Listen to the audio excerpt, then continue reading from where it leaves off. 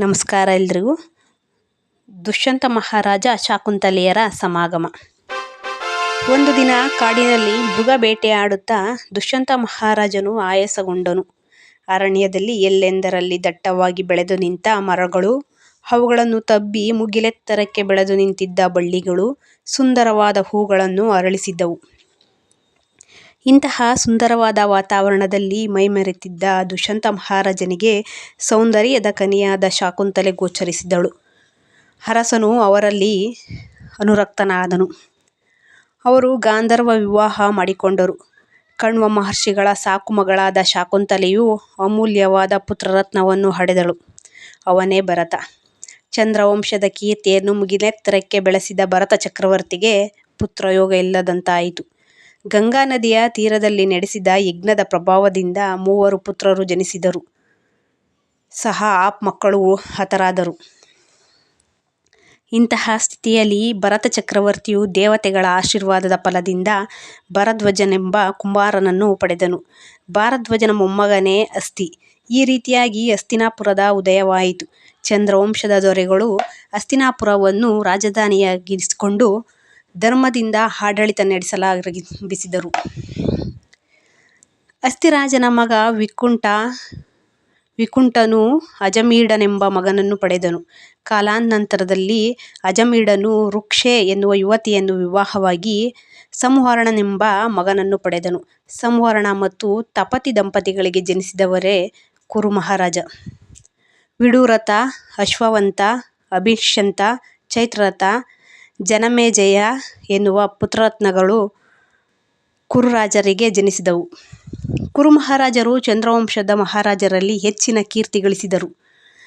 ಆತನ ಶೌರ್ಯ ಎಲ್ಲೆಡೆ ಹರಡಿತು. ಕುರುರಾಜನ ಮನಸ್ಸಿನಲ್ಲಿರುವ ಎಲ್ಲ ಆಸೆಗಳೂ ಈಡೇರಿದವು. ಆದರೆ ಆತನಿಗೆ ಒಂದು ಮಹಾಯಜ್ಞವನ್ನು ಪೂರೈಸಬೇಕೆನ್ನುವ ಮಹದಾಕಾಂಕ್ಷೆ ಮನಸ್ಸಿನಲ್ಲಿ ಉದ್ಭವಿಸಿತು. ಯಜ್ಞ ಕಾರ್ಯವನ್ನು ನಡೆಸಲು ಕುರು ಮಹಾರಾಜರು ಎಲ್ಲ ಸಿದ್ಧತೆಗಳನ್ನು ಮಾಡಿಸಿದರು. ಸರಸ್ವತಿ ಮತ್ತು ದೃಷದ್ವತಿ ನದಿಗಳ ತಟದಲ್ಲಿರುವ ಪುಣ್ಯಕ್ಷೇತ್ರಗಳಾದ ತರಂತುಕ, ರಾಮಹದ, ಮುಚುಕ್ಕನ, ಆರುಂತಕ ಮತ್ತು ವಿಶಸನ ಪ್ರದೇಶಗಳನ್ನು ಅರಸರು ಯಜ್ಞಕ್ಕಾಗಿ ಆರಿಸಿಕೊಂಡರು. ಈ ಕ್ಷೇತ್ರದಲ್ಲಿ ದೇವಾದಿದೇವತೆಗಳಿಗೂ ಸಹ ಯಜ್ಞ ಯಾಗಾದಿಗಳನ್ನು ನೆರವೇರಿಸುತ್ತಿದ್ದರು. ಇದೇ ಕಾರಣದಿಂದ ಕುರುವಂಶರು ಈ ಪ್ರದೇಶವನ್ನು ಯಜ್ಞಕ್ಕಾಗಿ ಆಯ್ಕೆ ಮಾಡಿಕೊಂಡರು. ಯಮನ ವಾಹನ ಕೋಣವನ್ನು, ಪರಶಿವನ ವಾಹನ ನಂದಿಯನ್ನು ನೇಗಿಲಿಗೆ ಕಟ್ಟಿ ಯಜ್ಞಭೂಮಿಯನ್ನು ಹೂಳತೊಡಗಿದ. ಕುರುರಾಜರನ್ನು ನೋಡಿ ಸಕಲ ದೇವತೆಗಳು, ಹರಿಹರ ಬ್ರಹ್ಮಾದಿಗಳು ಸಹ ದಂಗಾಗಿ ಹೋದರು.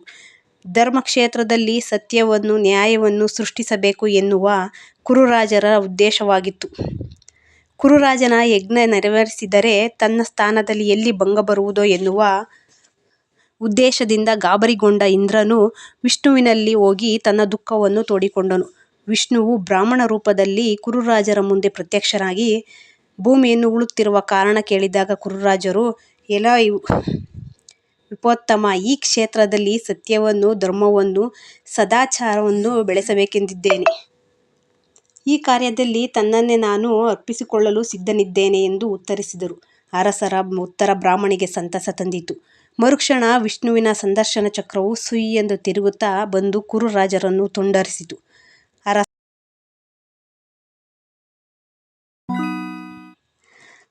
ಅರಸರ ಶರೀರ ಚೂರಾಗಿ ಮಣ್ಣಲ್ಲಿ ಸೇರಿ ಹೋಯಿತು. ಈ ರೀತಿಯಾಗಿ ಧರ್ಮಕ್ಷೇತ್ರವು ಕುರುಕ್ಷೇತ್ರವಾಗಿ ಬದಲಾಯಿತು.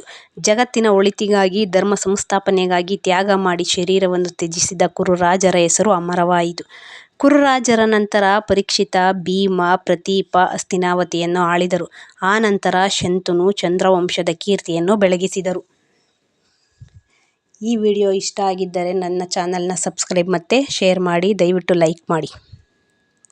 Thank you.